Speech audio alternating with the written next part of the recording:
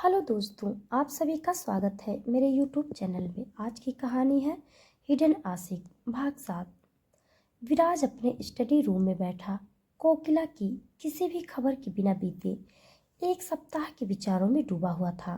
वह अपनी लापता बेटी को खोजने का प्रयास कैसे नहीं कर सकी। कुछ गड़बड़ महसूस हुई। क्या होगा यदि यह माँ और बेटी दोनों द्वारा रचित योजना थी। शायद उसने उस युवा लड़की के चालाक स्वभाव को कमाका था। अब समय आ गया है कि वह अपने अधिकार का दावा करे और उसे उसकी जगह पर बिठाए। गुस्से से भरकर वह प्रिया के कमरे की ओर बढ़ गया। उसने धक्का देकर दरवाजा खोला तो देखा कि वह बिस्तर पर पड़ी है। खड़े हो जाओ, उसने गुस्से से आदेश दिया। प्रिया को उसकी आवाज से भय महसूस हुआ और वह तेजी से अपने पैरों पर खड़ी हो गई। यहाँ आओ, विराज ने अपनी उंगली खुद की ओर इशारा करते हुए आदेश दिया। प्रिया का शरीर डर से कांप उठा। वह इतना क्रोधित दिखाई दिया कि उसे अपनी जान का खतरा हो गया। उसके होठों से एक चीख निकली और उसकी ठुड्डी कांपने लगी। उसके क्रोध की तीव्रता के कारण वह उसके पास जाने से झिझक रही थी। मैंने कहा यहाँ आओ। विराज ने जब उसकी अनिच्छा देखी तो गुर्राया। प्रिया की आंखों में आंसू आ गए। कृपया, वह विराज के भयानक व्यवहार से अभिभूत होकर कांप उठी।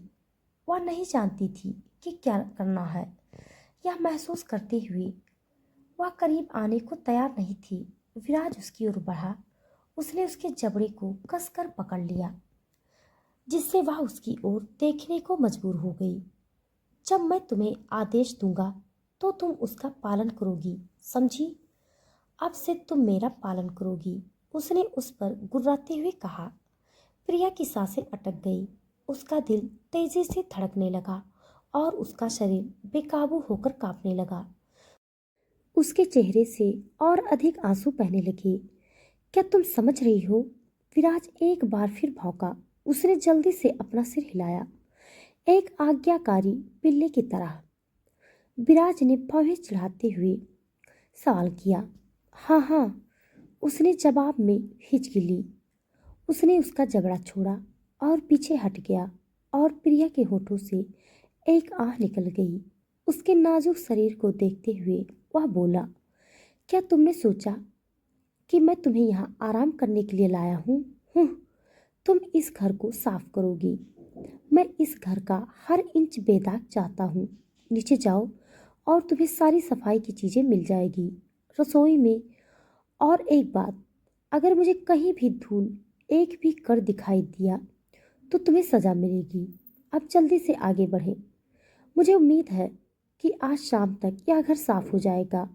एक भी सेकंड बर्बाद किए बिना प्रिया हरकत में आ गई और आगे की किसी भी सजा से बचने का दृढ़ निश्चय किया।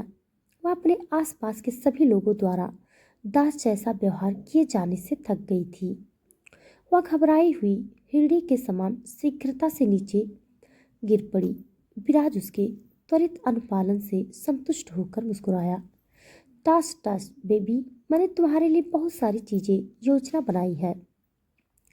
आप उनसे कैसे बचेंगे? उनके चेहरे पर एक भयावह मुस्कान तैर गई।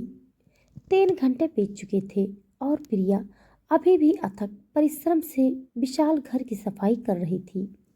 उसके शरीर के हर एक इंच में दर्द हो रहा था और उसकी मांसपेशियां दर्द कर रही थी।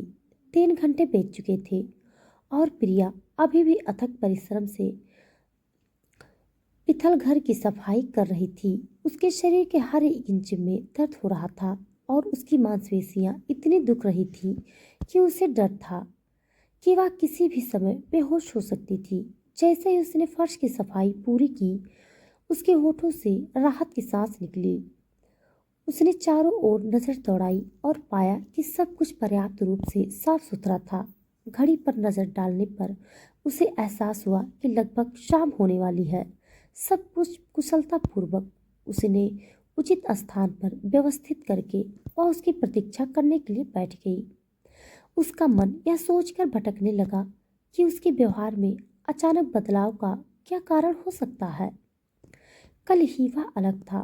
उसके लिए इतनी देखभाल और चिंता दिखा रहा था जितना किसी और ने नहीं की थी।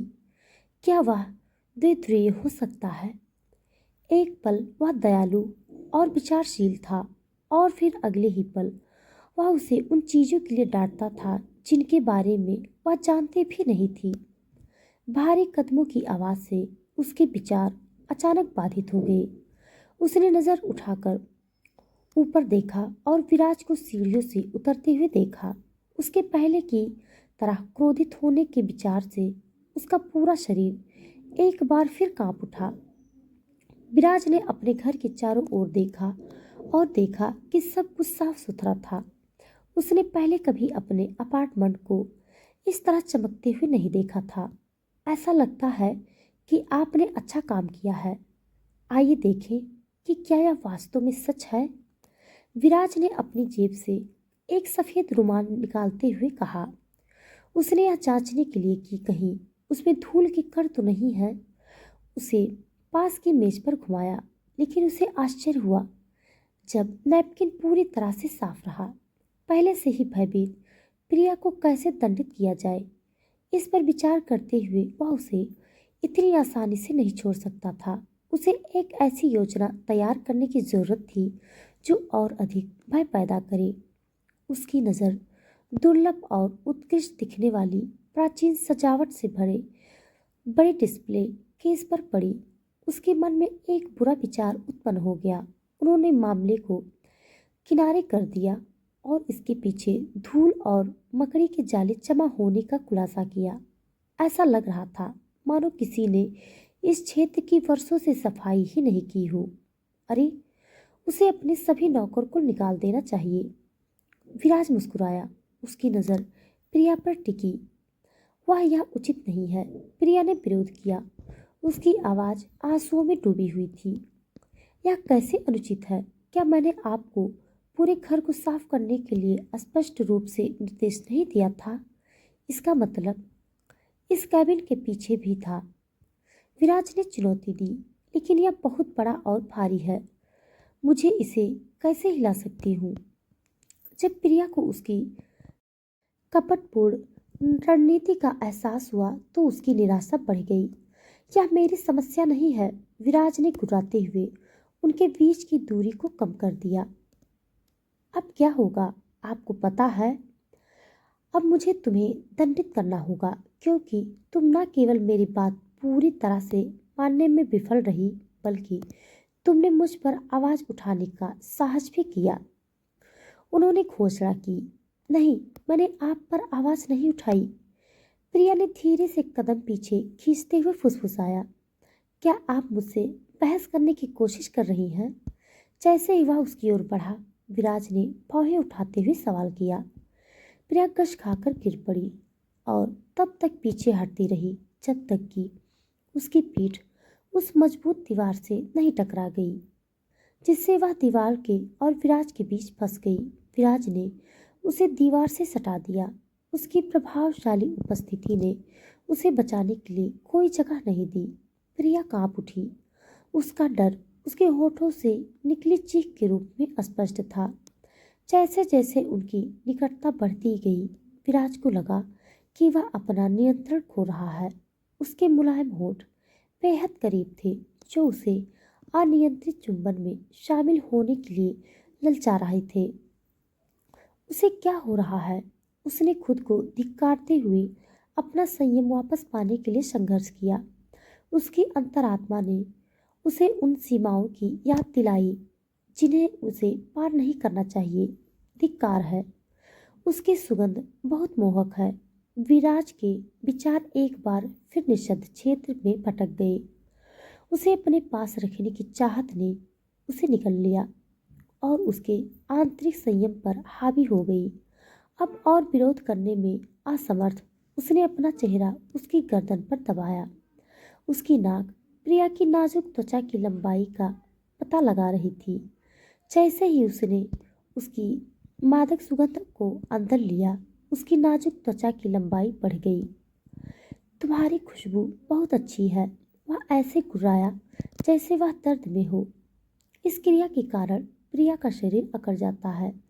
विराज ने खुले मुंह से गहरे गीले चुंबन छोड़ते हुए उसकी गर्दन को चूमना शुरू कर दिया। प्रिया का पूरा शरीर एक अजीब सी अनुभूति से कांपने लगा। वह नहीं जानती थी कि ये अजीब भावनाएं क्या थी।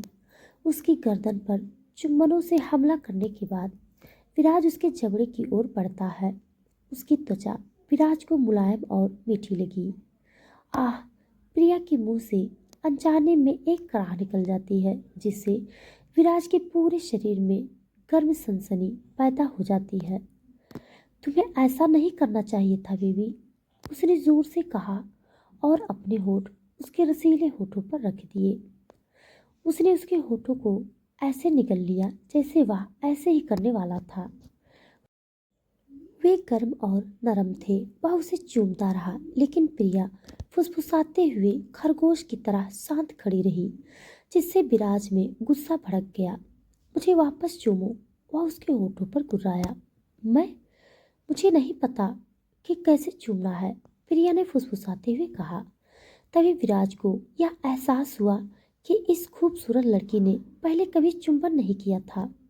वह उन मीठे रसीले होठों का स्वाद चखने वाला पहला व्यक्ति था, और वह यह सुनिश्चित करता है कि किसी और को उन्हें चखने का आनंद न मिले। वे विशेष रूप से उसकी हैं।